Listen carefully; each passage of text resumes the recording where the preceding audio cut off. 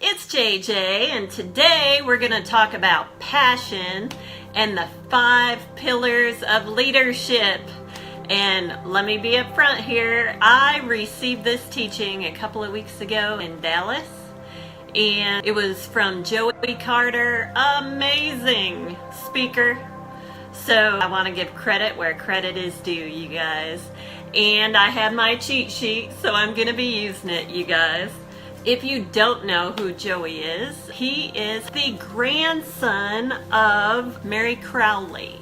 Mary Crowley, who was the founder of Home Interiors. His aunt was Mary Kay Ash, who is the founder of Mary Kay.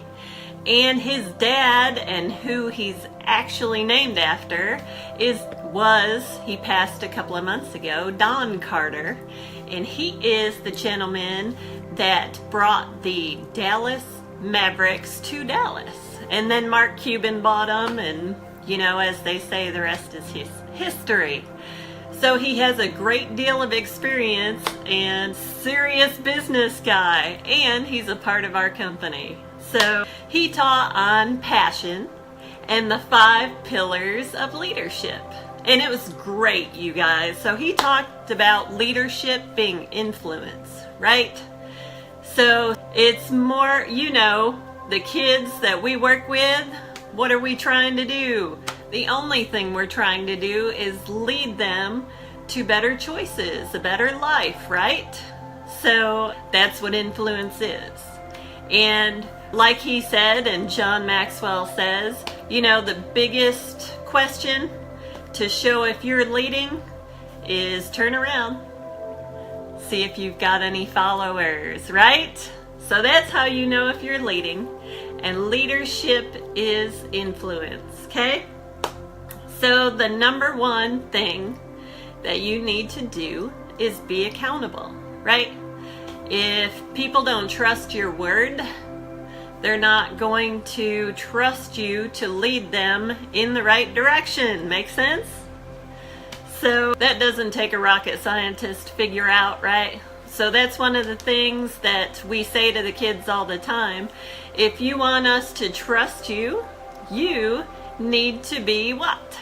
Trustworthy.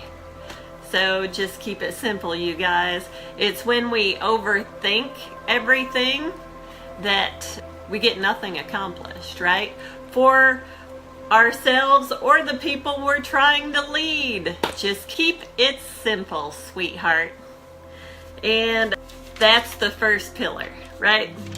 So number 2, and this one you may find humorous, is be physically attractive. What? Okay, so here's what's real, you guys. If people can look at you and see if you're not self-disciplined, you know, it's hard to, let me put this respectfully, I'm not going to listen to the diet advice of someone that weighs 400 pounds, right? Go find good, solid teachers that you can see take care of themselves and learn from them. That's the kind of leader you want in every area of your life. Leaders that are proven, right? So, but his comment was pretty funny, and his wife is amazingly gorgeous. And what he said was, with women, and this came from his grandmother, you guys, if the barn needs paint, paint it. This barn needs serious paint, you guys.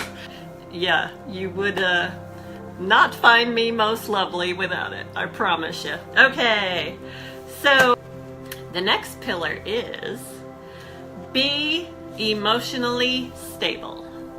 What's that mean, you guys? Okay, if anybody's freaking out all the time, are you following them? Or are you like, oh my gosh, get it together, right? So none of us want to follow something that's all over the page, you know, that's hopping jobs and not faithful, not accountable to their word, not trustworthy, right? So that one's simple too, and it is be emotionally stable. Okay, so the next pillar is be financially intelligent. What's the right way to put this? So if you don't know the power of leverage yet, it's important that you learn it. Google it. If you don't know the importance of residual income, it's important that you learn it. So Google that, right?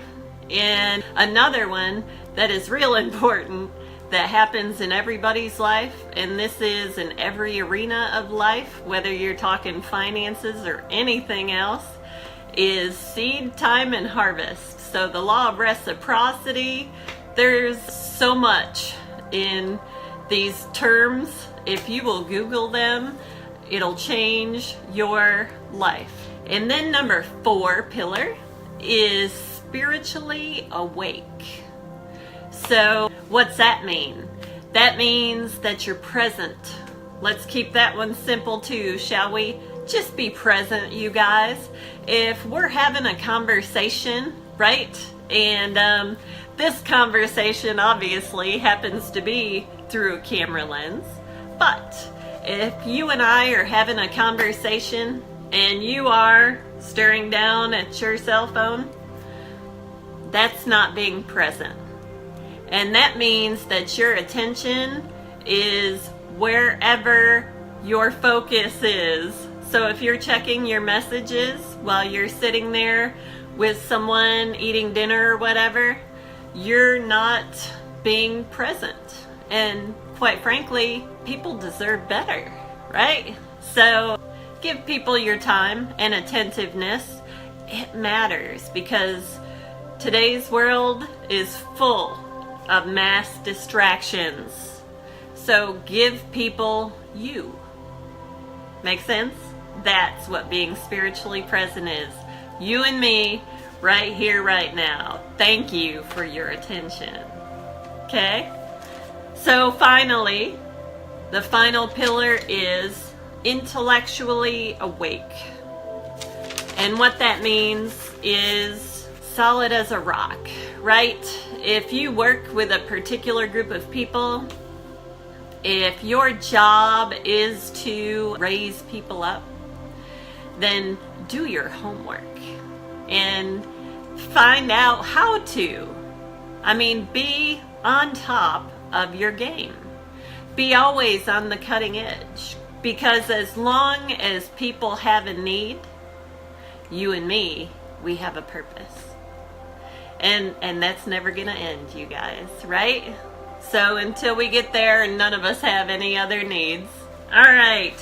So let me just finish with this, and I hope that this has helped you, because passion, you know, in what we do, it's hard to have passion sometimes, and we have different businesses, you guys know that. The real estate took me a while, I won't lie. Chris had to finally get me to a place where he was like, okay, pretend you're buying shoes. Sad to say, but what we do now, and what Robert Kiyosaki taught us was, and it's simple, but it's huge. Dakota just bought a truck. So for instance, he would buy, and yes, our sons have their own companies, and actually be watching for Archangel Endeavors. He's got a new fitness program out that's pretty good. I'm sore. So to buy, say, a vehicle, which is considered a toy, right?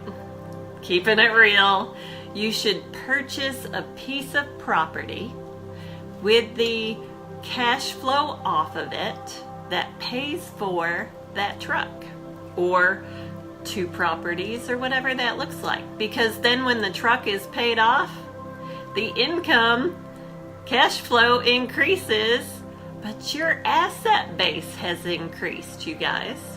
So it's not like you spent a paycheck on something. No, you bought an asset to pay for something else, and that's real property. It's the only thing that's going to hold its value. Because money really doesn't have value anymore, does it? It's not backed by anything. So something to think about.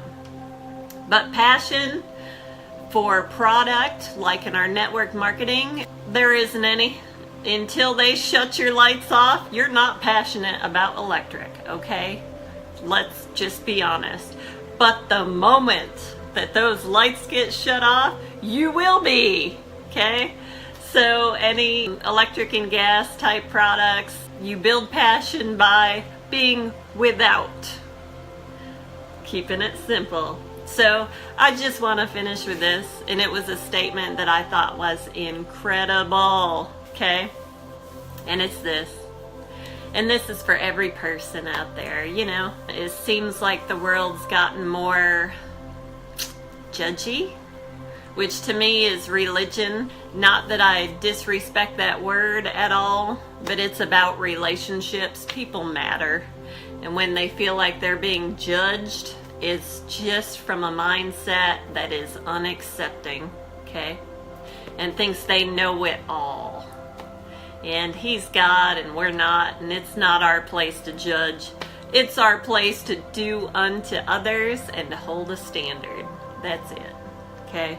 So that statement is this: judge me on what I do, not what I say I'm going to do, and not what others think I should do, okay?